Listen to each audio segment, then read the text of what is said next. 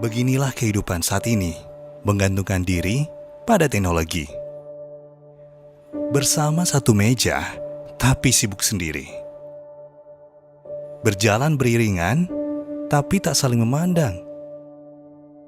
Akankah terus begini?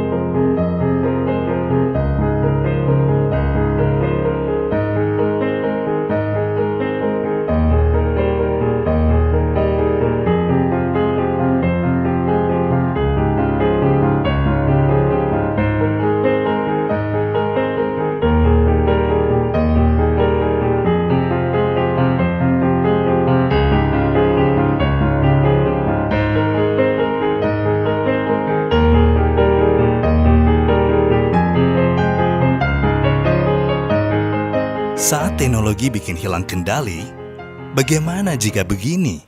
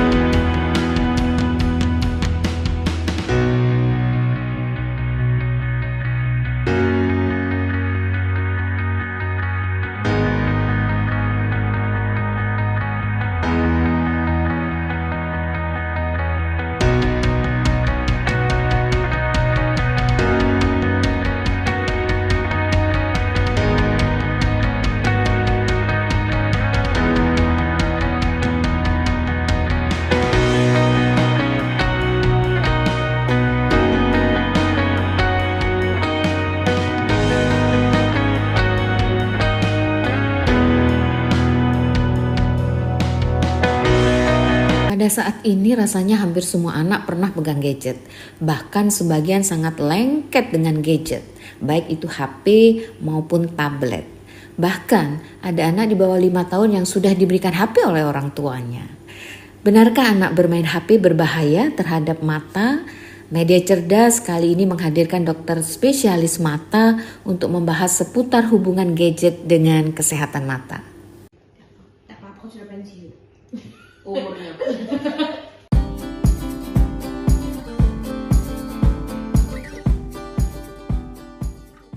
Nah, apa sebenarnya dampak gadget ini terhadap kesehatan mata? Ada nggak sih dampaknya, Dok? Karena pada prinsipnya semakin meningkat pekerjaan jarak dekat atau penglihatan jarak dekat kita, khususnya penglihatan jarak dekat terhadap screen. Nah, itu akan meningkatkan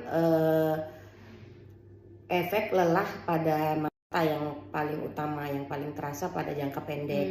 Tapi memang jika jangka panjang, khususnya pada anak-anak kan memang dia sampai usia 6 tahun itu masih proses perkembangan penglihatan. Jadi sampai 6 tahun ya? Ya, betul. Jadi proses perkembangan penglihatan yang paling pesat itu dari usia mulai dari lahir sampai dengan 6 tahun itu penglihatan berkembang terus. Jadi makanya anak-anak pada saat lahir itu nggak langsung tajam penglihatannya karena masih perkembangan, sehingga usia 0 sampai 6 tahun itu harus kita maksimalkan stimulasi dan perkembangan penglihatannya seperti itu. Pada usia anak-anak di bawah 3 tahun itu sangat tidak dianjurkan penggunaan screen time karena akan mengganggu perkembangan penglihatannya. Nah, artinya kalau umur 3 tahun ke bawah no gadget. Nah, gitu betul ya. Tepatnya memang harusnya no gadget. Malah sebenarnya pada American Pediatric Association itu diperbolehkan gadget hanya untuk video call. Jadi misalnya ayahnya, ibunya bekerja di luar kota, hanya untuk video call beberapa menit masih diperbolehkan. Tapi untuk nonton hiburan melalui gadget itu usia 3 tahun ke bawah sangat tidak dianjurkan. Tapi kalau usia sekolah prasekolah 4 sampai 6 tahun itu dibatasi sampai maksimal 90 menit. 90 menit sekali nonton atau sehari, Dok? Itu dalam satu hari, 90 menit satu hari, itu pun harus dijedah dengan istirahat setiap 20 menit. Terus kalau misalnya usia SD umurnya 7 sampai 12 tahun itu maksimal penggunaan screen time dalam satu hari itu 3 sampai 4 jam. Sementara untuk usia mungkin SMP 12 sampai 16 tahun itu disarankan maksimal satu hari 8 jam. Itu tapi nggak langsung 3 jam terus, itu nggak, harus ada waktu istirahatnya. Penyakit mata apa yang akan timbul akibat dari gadget tersebut? Dari screen sendiri ini yang banyak orang khawatirkan itu yang sering disebut-sebut itu ada namanya blue light atau sinar biru yang dihasilkan dari layar gadget tersebut. Nah, memang sinar biru itu sebenarnya kan seperti momok ya, sampai ada kacamata anti sinar biru, anti blue light filter, anti radiasi.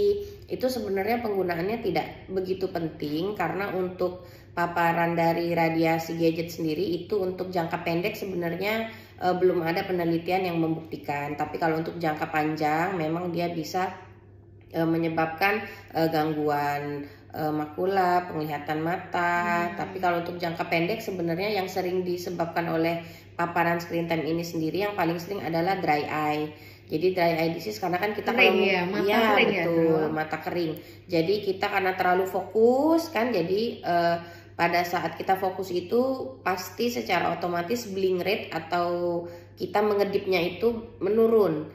Nah, jadi yang paling sering, yang paling pasti itu dry eye. Terus yang kedua itu eye strain atau mata lelah. Jadi bisa diibaratkan kalau mata kita melihat satu objek fokus dalam waktu lama, itu bisa diibaratkan kayak tangan kita memegang barbel 2 atau 3 kilo selama 30 menit. Nah, itu kan pasti otot-ototnya pegel. Nah, begitu juga dengan otot-otot bola mata itu. Jadi kalau kita terlalu fokus satu titik dalam waktu lama, yang kedua yang sering juga eye strain. Nah, terus karena yang ketiga yang saya sebutkan awal tadi, karena penglihatan jarak dekatnya meningkat, kerja jarak dekatnya meningkat. Nah, untuk orang-orang yang memang sudah berkacamata atau memang ada genetik kacamata, itu bisa meningkatkan terjadinya kelainan refraksi atau mata minus, plus, seperti itu. Minus plus silinder juga mungkin ya? Ya, silinder juga salah satu. Terus kalau yang Firani benar nggak sampai kayak gitu kalau akibat nonton ataupun menggunakan gadget, Dok? Ini udah jadi pengalaman saya. Lihat dulu tuh matanya kalau udah kayak gini, Bu. Ini akibat sering main HP. Jadi ini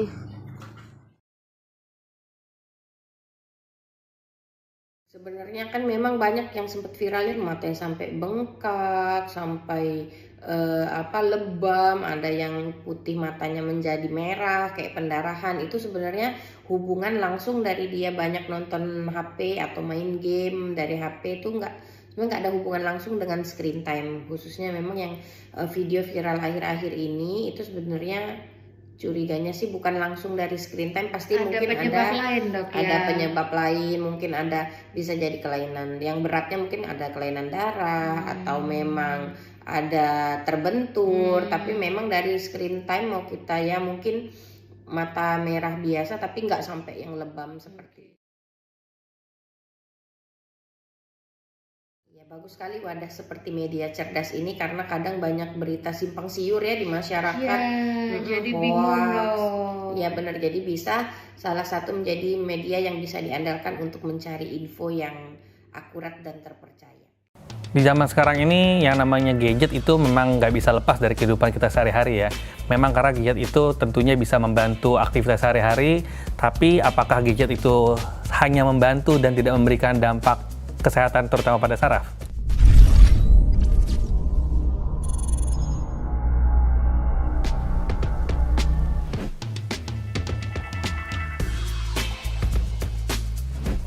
Orang yang sangat sering menggunakan gadget pastinya akan memberikan dampak kesehatan ya. Yang pertama, mulai dari interaksi sosial dulu. Interaksi sosial tentunya akan berkurang otomatis sehingga pasien ini atau orang tersebut akan mengalami gangguan perkembangan otak. Yang kedua, dari posisi tubuh. Orang yang menggunakan gadget cenderung posisinya statis atau tidak bergerak. Orang yang menggunakan posisi statis ini apabila lambat laun akan berakibat pada perubahan postur. Yang perubahan postur akan berakibat juga pada gangguan sakit kepala, gangguan sakit pinggang, dan banyak lagi. Dan yang ketiga adalah orang-orang tersebut juga akan mengalami gangguan konsentrasi. Karena apabila kita melakukan aktivitas lain tidak hanya dengan gadget, otomatis akan banyak area otak yang terangsang. Tapi apabila dengan hanya gadget, maka itu akan menjadi monoton sehingga asupan atau impuls atau stimulasi otak menjadi berkurang. Dan ini menyebabkan perubahan kekakuan otot di daerah tengkuk dan pinggang. Ini sangat sering berakibat gangguan sakit kepala, gangguan dizzy atau melayang ya seperti pusing ini, gangguan nyeri ke pinggang sampai ke arah kaki. Nah ini sangat sering terjadi. Dan apabila ini ditakutkan berlanjut, maka ini bisa juga berakibat pada gangguan saraf yang lebih serius. Bahkan bisa terjadi mulai dari kesemutan, bahkan terjadi kelemahan anggota gerak.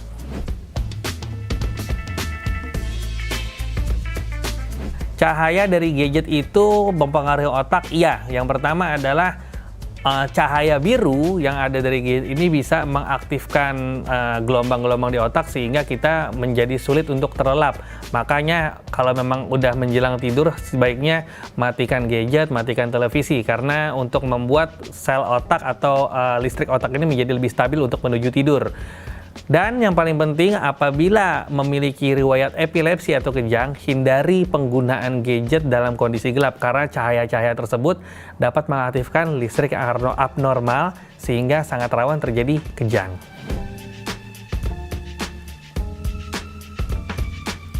Gelombang elektromagnetik dari gadget sebetulnya tidak menyebabkan gangguan saraf. Tapi radiasi yang ditimbulkan oleh gadget sebenarnya adalah radiasi panas, bukan radiasi pengion seperti sinar X, CT scan, terus bom atom atau semacamnya gitu ya. Jadi kalau memang selama ini beranggapan radiasi dari gadget itu berakibat gangguan saraf, bukan. Tapi gadget tersebut yang mengakibatkan gangguan posisi dan postur tadi yang menyebabkan penyakit.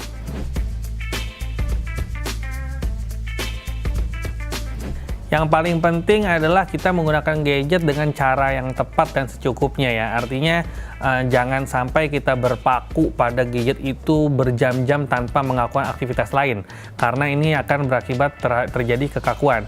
Oleh sebab itu, gunakan gadget dengan cara seergonomis mungkin. Yaitu usahakan gadget baik itu handphone atau apapun itu ya, itu sejajar dengan mata. Sehingga leher kita tidak menunduk. Kemudian yang kedua, apabila sudah dilakukan secara berjam-jam, ada baiknya kita agak sedikit off, mungkin sekitar 1-2 menit untuk melakukan stretching, karena dengan stretching ini akan membuat tubuh menjadi lebih rileks dan menjadi lebih lentur lagi ototnya. Dan apabila ingin lepas dari kecanduan gadget ini, sebenarnya kita bisa melakukan aktivitas lain yang lebih menarik, karena faktanya sangat banyak kok aktivitas yang lebih menarik daripada gadget, tinggal masalahnya kita mau melakukannya atau tidak, itu sih.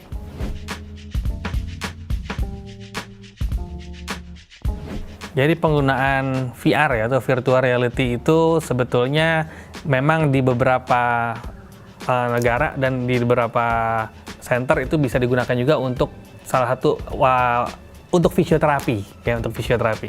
Tapi tetap aja ini juga akan memberikan stimulus yang berbeda dari ke dunia nyata. Otomatis apabila kita terlalu intens menggunakan hal tersebut, bisa terjadi gangguan stimulus atau gangguan persepsi di dunia nyata. Jadi sebaiknya ya kita gunakan gadget atau apapun itu seperlunya saja, karena kehidupan kita bukan hanya di dunia maya tapi di dunia nyata.